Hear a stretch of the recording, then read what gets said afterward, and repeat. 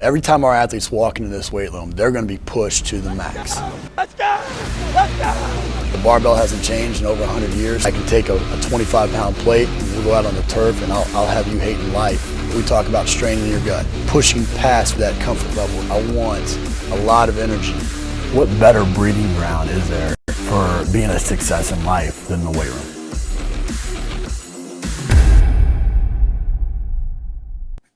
Hey guys, welcome back to Iron Game Chalk Talk. I'm your host, Ron McKeefery, and this is episode number 298. I want to thank you guys for listening each week.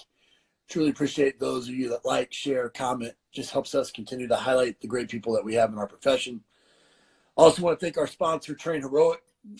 Wouldn't be possible without them, but as I've mentioned many times on the show, only partner with companies I believe in, both the people and the product. And Train Heroic is just first class product, but even better people.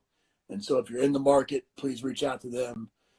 If not, just the next time that you see them at a conference or whatnot, jump in and just let them know how much you appreciate them being part of the show.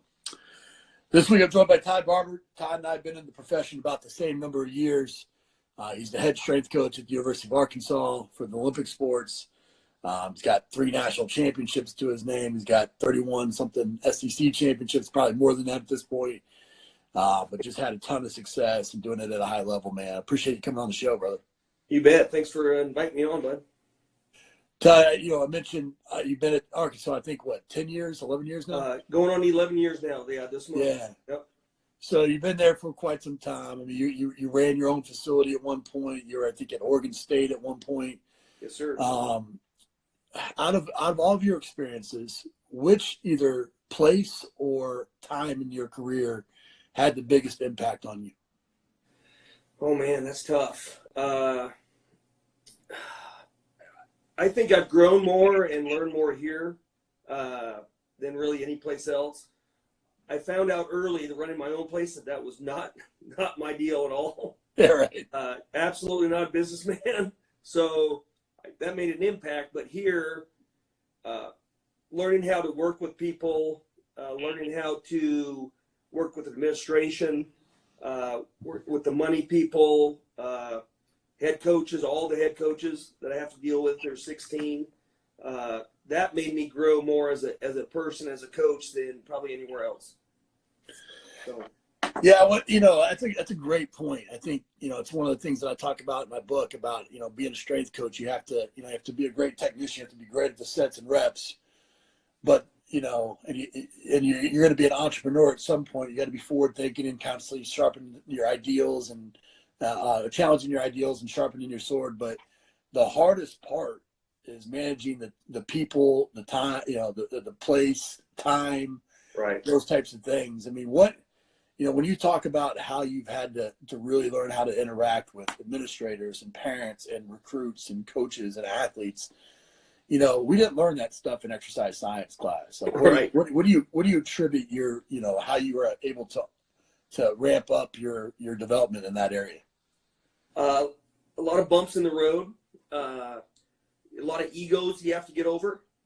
You really have to check your ego at the door when you're dealing with 16 head coaches, because they're all the very best at what they do. Obviously, that's why they're in the position they're at. And we get very protective as strength coaches about our domain and what we do. And every head coach or one of the coaches that are on a staff of every sport, they're going to have their ideas, and they're going to want to share those ideas, and they're going to want to know why you're not going to go with what they're saying. Sure. So checking my ego at the door, working with all these head coaches, trying to get them the best fit as a strength coach. For me, trying to assign my assistants the best I can to work with each of these teams has been a struggle. I think the first 5-6 years was pretty bumpy. Yeah. But now, I have a really good relationship with all the coaches. The line of communication is very open, so that helps.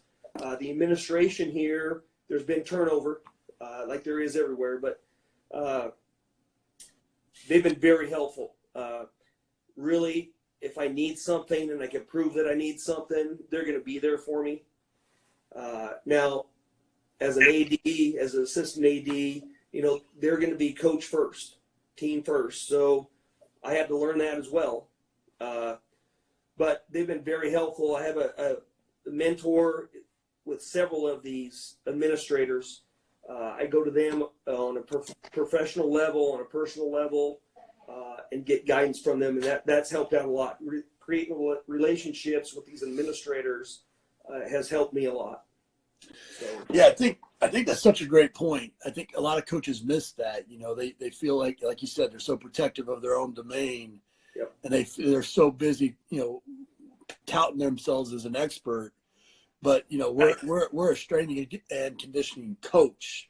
Yes. And when you're surrounded by some great coaches, assistant coaches, head coaches, administrators that have been, that have ran a multi-million-dollar business, right? There's definitely things that can be learned there that's going to improve you as a coach, and I think it's such a valuable lesson. I agree with that 100%. Yeah. You don't get a chance to be an SEC head strength coach without making some mistakes along the way. What's one of the biggest mistakes you've made and how you learned from it? Yeah. Ego is one of them. Yeah. I mean, it's and not learning to check it sooner. When I was younger, and by that 5 years ago, 10 years ago,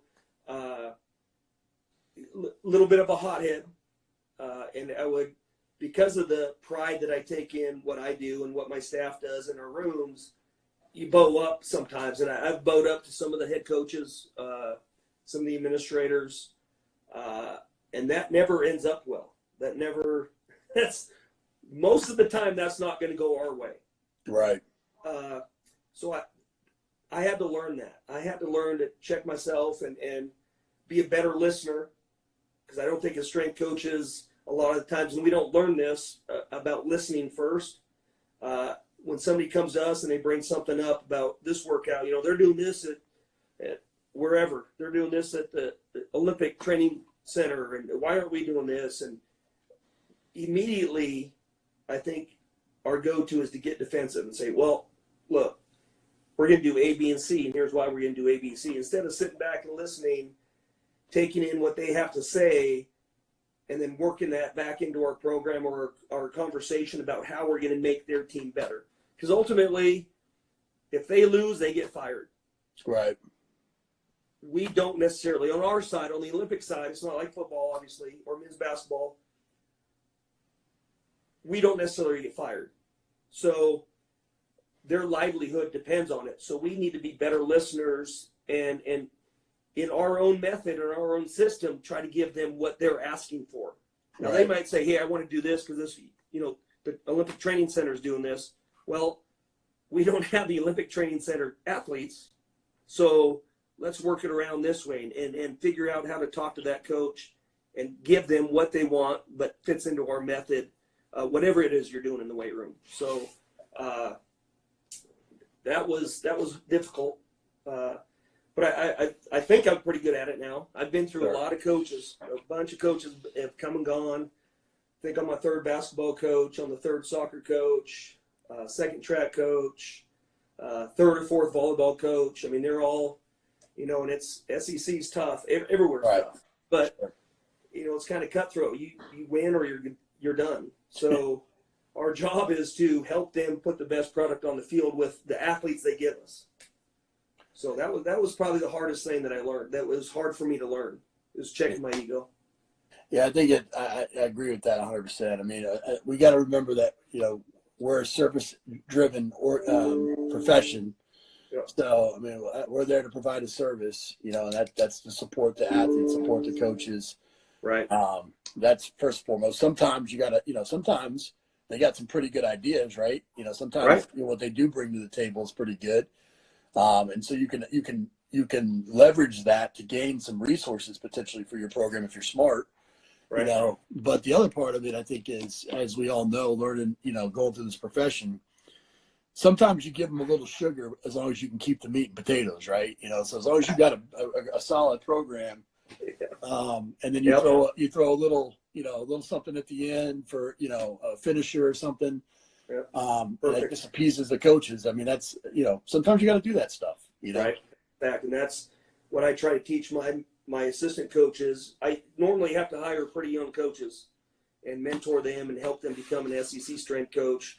And that's several of the conversations we have is they come to me with their hurt egos trying to deal with head coaches, and I kind of have to walk them through exactly what you just said. That's 100% correct. It's, hey, this is what they want. We need to show them this. Right. Now, we're going to still do A, B, and C because that's the meat and potatoes. Yeah. But we want to show them this as well and make them happy and make them happy with us. So that's several of the conversations we have throughout their years. Yep. You know, outside of ego and humbling yourself at some point in this profession, what other, you know, what else has helped contribute to you being in this profession for 23 years?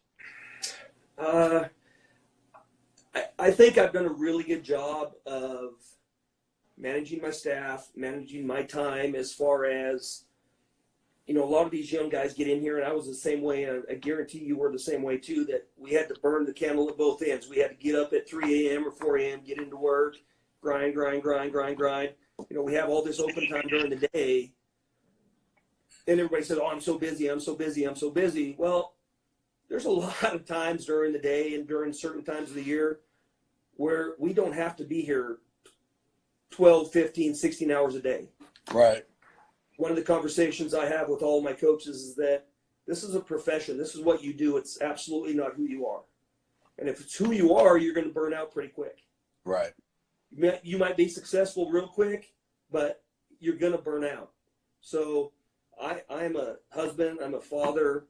I'm a brother. I'm a son way before I'm a coach. So when I have downtime, I want my coaches to be out of the office. If they're not doing something or helping somebody else, when I have a downtime, I want to be out of the office. And I still have issues with that. My wife has issues with that, but I think I've done a really good, especially about the last 8 years. I think I've done a better job with it. So I think the burnout in our field is pretty high. We don't have a lot of old guys like us. Right. I look way older than you are, so I might be way older than you are, but there's a lot of burnout, and I think it's because of that. I am a strength coach, and that's you dive in, and you have to burn the candle at both ends, and it's getting better and all that other stuff. So be yourself.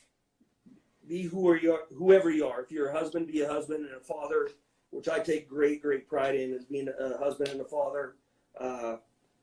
But my profession is a strength coach, and coach is the key word. So, right. And in that coaching realm, there's a lot of stuff that goes into what we do. But I cherish that, and I push my assistants to make sure when they get into work, hey, you don't have to be here at 4 a.m. every morning. There's no reason for you to be here for 2 hours before everybody else gets in. Sleep in, because we don't get much sleep anyways. Sleep in, come in when you should come in, and do your work. So that's helped a lot.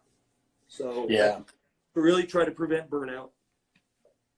So important. I mean, you know, you've got. I'm with you. I wore it like a badge of honor. I mean, I still tell people all the time that for the first 7 years of my career, I didn't take a single day vacation. Yep.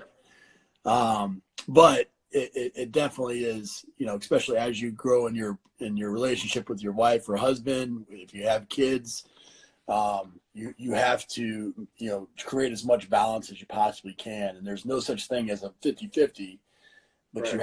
you have to create as much balance as you can. And it becomes harder. It becomes harder right. when you got kids and a wife or a husband and whatnot. But taking advantage of those gaps, those moments of time throughout the day, yep. Taking advantage of those and staying firm, and saying no when it's something yep. that might be silly, that's part of it too, and I think that takes some courage that you have to develop. And it is a badge of courage, and I don't know why we do that, but we say that. Like, I could say so many years, I've never taken a sick day, and then 48 years old, I have a stroke. Mm-hmm. But I've never taken a sick day, but then I'm out for months because of that. Right. Now, that's not why I had a stroke. I mean, I don't know why, but you can't let this job consume you and completely run your life. So the burnout is huge. Keep everything prioritized. Family should come first, and then everything else. So agreed. You mentioned your staff, quite a few times, and you can't do this thing alone for sure. Yep. But you also have to have, especially at a place like Arkansas, you have to have complete trust, complete loyalty. Because if you make a mistake there, it's going to end up on ESPN, right? Right. When you're hiring those staff members, outside of the typical strengths and weaknesses and all that kind of typical jargon, what are you specifically looking for? What's the process that you're taking them through to try to evaluate someone that you maybe don't know already, that hasn't been through an intern or something along those lines? Right. That's a great question. It's, when you apply for a job or when you put a job out there on the net, we just get bombarded with people applying, obviously. And I usually try to make it pretty specific to what I'm looking for. Like I just hired a baseball coach, strength coach not last summer, the summer before that, and made it very specific to what I was looking for. And so that helps. But I think cover letters go a long ways. And I tell my assistants that, I tell our interns that, because we expect a cover letter and resume from people that want to be an intern with us as well. So, and I really read those cover letters, and it'll turn me off to somebody, it'll turn me on to somebody. People that personalize that letter usually stay in the pile until I weed them out if they don't have the experience that I'm looking for or whatever. Right. And then if they get a phone call, what I'm looking for is how personable they are, because they're going to be working with a lot of different people from a lot of different backgrounds, what experience they have, obviously, and if they're open-minded or not. A big thing is, when you ask somebody about what they like to do in the weight room, my favorite answer is, hey, I'm still learning this field. I still need to grow. I can't wait to learn from you and your other assistants, and from this head coach or that head coach. All that's going to make me a better strength coach. I'd much rather hear that than I do A, B, and C, and this is why, and that's all I'm going to do. Well, that's all you're going to do. You're probably not going to be a strength coach very long. So I love people that have an open mind and are willing to learn and willing to listen. But I go back to that cover letter. I think it's way more important to me than it is other people, but I think people forget that. This last job I posted was for women's soccer and men's golf. And I had about 250 applicants for it, narrowed it way down. I had several people that sent cover letters in with the ink deal behind it with the Razorback or whatever. Yeah. With a different school. I had somebody send me their TCU cover letter. And I'm like, dude, you didn't give yourself a chance. No doubt. So when I get something like that, I'll reach back out to these people that applied and just say, hey, look, you didn't make the pool, but you need to really make sure you dot your I's and cross your T's before you send anything in if you're serious about wanting a job. No doubt. So don't have just a blanket cover letter. Find out who the head strength coach is, who you're going to be talking to, and put their name on it. Try to relate with that person. So that's really what I'm looking for. Open mind, if they're personable or not, and how they relate on the phone and then in person. Yeah, I think that's so important. I mean, the personality, that's a differentiator. I talk about all the time. I've presented on this topic many times, and all those, the resume, the cover letter, I mean, those are just application materials and their credentials, and everybody's got them. Yep. You've got to find ways to stand out. I agree with you on the cover letter. I think I'll tell people that I sometimes I get mistaken where I tell people to keep that pretty short and to the point. Yep. But the reason why I do that is for exactly what you said is I want, the whole point of the cover letter, in my opinion, is to get them to turn the page. Whatever you need to do to get them to turn the page is what you need to do. And it can hurt you more than it can help you, 100%. And so like if you said, like 100%. you make some typing errors, you've got a mistake in a coach's name or something like that. Yeah. That's gonna get you out of the pile. And exactly what you said about staying in the pile. That's the goal. The goal is to stay in the pile until it gets whittled down to that top 10. Right. And then try to go from there. So yeah, that's and personality, like we work so closely and so many hours with these people that it should become and feel like a family, your Right. work family. And if your personality doesn't fit in, so when I bring them on campus, if it's an on-campus or a Skype, whatever, I have my staff sit in, and I'm not the only one making the call. I'll have 3 or 4 staff members, and we'll get off the Skype or whatever, and I'll be like, well, what do you think? And if there's 3 no's and I'm the only yes, I'm probably not going to hire that person. Right. But if it goes around the room, it's like, yeah, I liked her. Yep, okay, let's go. So we work so many hours together and have to work with each other that the personality is so big. Agreed. In your bio, it talked about, that you've upgraded 2 weight rooms since you've been, in Arkansas, and I know having put together 2 weight rooms from scratch, I mean, the amount of mistakes that I've made in doing that, and again, it's something that as coaches in exercise science class, we didn't get, a check for $400,000 and say, go, Right. It was, you're kind of learning on the go. What are some of the things that maybe people that are putting together facilities right now, what's some advice, some steps that you took that maybe that you or some mistakes that you made that you wish that that you could help direct people away from in that redesign process? I think for sure that you just can't look at what you're doing today. You have to look down the road, and that's going to help you sell that to the administration as well, the people that are actually writing the checks for you to buy your stuff. So, that's why the equipment I chose it, because it's very adaptable to when I'm gone. I'm not going to be here forever. Right. And when I'm gone, whoever comes in behind me, it's going to be a real easy adjustment to whatever their program is with the equipment that I have gone with in the past. So if I were to just look at what I was doing at that time when I had to do these weight rooms, it would look totally different than it does today. Right. So, and I would have spent way more money, or asked for at least way more money than I needed to. So you got to look down the road. Our field changes so much. Everybody has their methodology of what they like to do, but it should morph into stuff that comes up, the new equipment that comes up, the new exercises. There's not that many, but there's new things that come up that you should be looking at least to integrate into your program. So I'm just going to say, if you get a half rack's a half rack. I mean, from anybody really. I mean, they're going to talk about their steel gauge and all that other stuff, but a half rack's a half rack, and there's so many things you could do with that.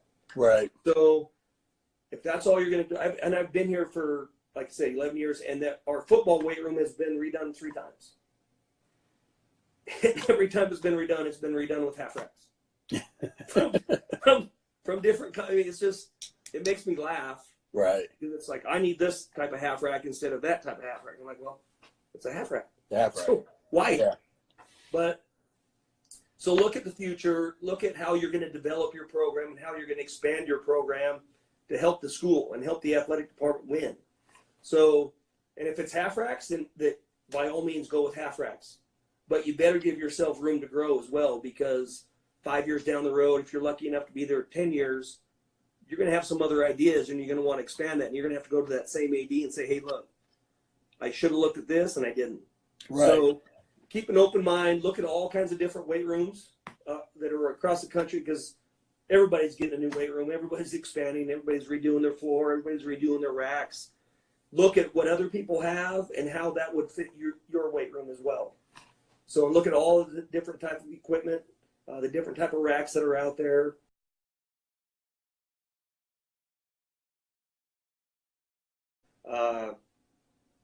Just don't look at tomorrow or today. You got to look at tomorrow when you're designing a weight room.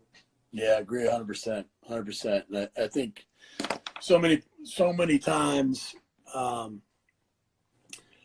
we look at it just as, the bells and whistles of what's out there right now. And like you said, not anticipating the future, I think, is a big problem. I think also, thinking singular, I think anytime you go and you put a single use piece of equipment in, you better make sure that it's going to be able to stand the test of time, but also, is something that, you can't do it another way, Right. But the arms race and the challenge of replacing 3 half racks. Yeah. It's almost comical sometimes, Yeah. But I agree with you.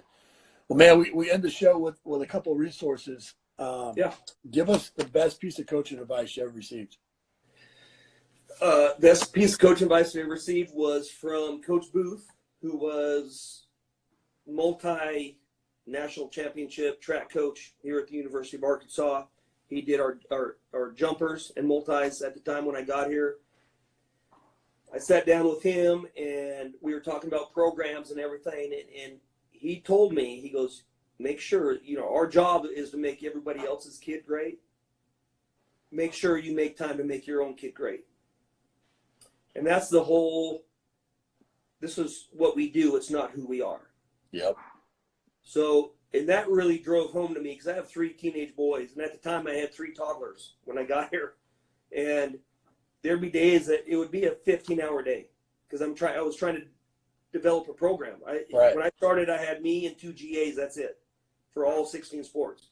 So I had to build what I have now. I'd get home after a 15, 16-hour day and be too tired or think that and it was mostly think. I thought that I was too tired to go play catch or go to their practice or go, which is garbage. Right. I think as coaches, as people in general, I think we think we're more tired than we actually are. And we work hard. We don't work as hard as we actually do every single day. I think if you ask anybody, I killed it today. I did this. I was on the floor from this hour to this hour. And if you look back at what they actually did that day, they probably sat on their phone or sat at their computer for 2 or 3 hours. Oh, yeah, easily. And so his advice was make sure that you make every other person's kid great as your job, but make sure you make time to make your own kid great. And that I live by that. I think, finding ways to integrate your kids into what you do as well. I mean, especially with 3 teenage boys, it's really easy to get them involved in being in the weight room and coming up and being exposed to diverse group of athletes and athletes that are chasing championships and what we do lack in what we do sacrifice in time away. I don't think you can ever make that up, but I think what you can do is what you do have the exposure to do is provide your family with that opportunity to be around some pretty unique individuals. Oh, for sure. And expose them to life experiences that they wouldn't normally get. And so they get great opportunity for that. Yeah. You have to take advantage of that for sure. Yep. I want to get through. I know a few people asked some questions here. Rob, I see you're on, man. Rob asked, what are the mental game struggles from collegiate athletes, and so, just what, would deal with, especially at Arkansas where and on the Olympic side where you're going to deal with some Olympians, or future Olympians and high level athletes. What are some of the mental challenges that you guys have had and how you've approached them? And before you answer anybody else, these are just going to be some quick fire, almost blitz package type of questions here, quick fire and quick answers. So if you guys got some questions, leave them below, but we're going to jump off here in a little bit. So I want to get to as many as we can. Okay. Yeah. Mental aspect of, especially the high level athlete, very fine line that you cross. We're lucky enough to have here. We have very good sports psych in our program that help these athletes, but we have to deal with it on a daily basis as well. You got to know how to talk to this person, especially if their goal is the Olympics, because that's a whole different deal than the NCAA or the SEC tournament. They're looking at the best of the very best. So their mentality is going to be different. We have several athletes right now that their mentality is different. So in the team setting, you need to learn how to deal with that and how to work with that to push the team, but also push this person's buttons a little bit different because they're not looking at what we're doing the same way. If that makes sense. Yeah. So let's dig a little bit deeper in that. I mean, you've got a team setting, you've got, you've got the bell-shaped curve, right? You got the elite to the right, you got to the left, the guys that the walk-ons that can barely walk and chew gum at the same time. Yeah. Then you got a bunch of people in between. How are you? What are some mental strategies that you're using in a session or in a phase to reach all three sets? You know, we have different programs, obviously, that we're running within each team that they're doing. So, you know, the greenies, the kids that come in and they're brand new to our program, we're treating them a little bit different. Now, when we do, like you said, finishers or whatever else, we bring everybody together and everybody does that, and we make it very competitive, and they have to work with each other or against each other to make themselves better. So try to make things very competitive and try to match up kids. When we do that, try to match up the best with the best and make them compete against each other to push them mentally and physically so that they're reaching their best. And try not to put a new kid with an old vet or one of those elite kids, because it's not going to be a contest, and it could crush one kid and give somebody else an over exaggerated feeling about themselves or what they can possibly do. So yeah, I think competition is you know what drives almost every single one of them, right? And so finding ways to maximize that in the session makes a ton of sense. And I love the individuality aspect as well. You know, I think that's something that, you know, is gonna tailor, you know, even if it's as simple as you do dumbbells, you do barbell, and you do main resistance. You know, sometimes that mental shift of tweaking it a little bit, I think, does quite a bit. I'm running out of juice here, so I got one question from the audience here, and then we'll go one more question from me. Sam here says, Coach, what adjustments have you found are most effective for daily session adjustments given the scale of their cognitive distress? So you got to know your team, and I like team workouts. I like to have the whole team in it. If I can't do that, and sometimes I can't, I have them come in groups. But still, you have to know the team and be able to read that team. So if one of my teams comes in that's normally very chatty, and a lot are very chatty, and they're sitting there, they're just rolling out, they're doing their pre-workout stretches or activation stuff, and not a word's being said, something's up. So I try to teach my assistants this as well. It's time you need to talk to at least one of them, and you need to modify the workout, everybody's workout, from individual A to individual B, because something went down within the team or something went down in practice, or they're just completely shot. Yeah. And that happens a lot. So, and I've programmed really hard days, and the kids have come in, I'm like, nope, we're not going to do that. I'm getting the vibe that we're not ready, our bodies aren't ready, something needs to change, and I'm the one that's going to change that. So that's a huge part of it. And I've also planned what it's an off week or a down week, and they come in and they're full of fire and they're ready to roll. So I might change just the finisher of it and say, okay, you know, we're going to get after it just at the very end of the workout and push them just a little bit more than I had planned on it, because they're ready to go. So knowing your team is huge, and knowing each individual as an athlete, because you're writing those individual programs, is key to being able to make changes on the fly like that. Yeah, being able to read those overtraining cues and whatnot is so important.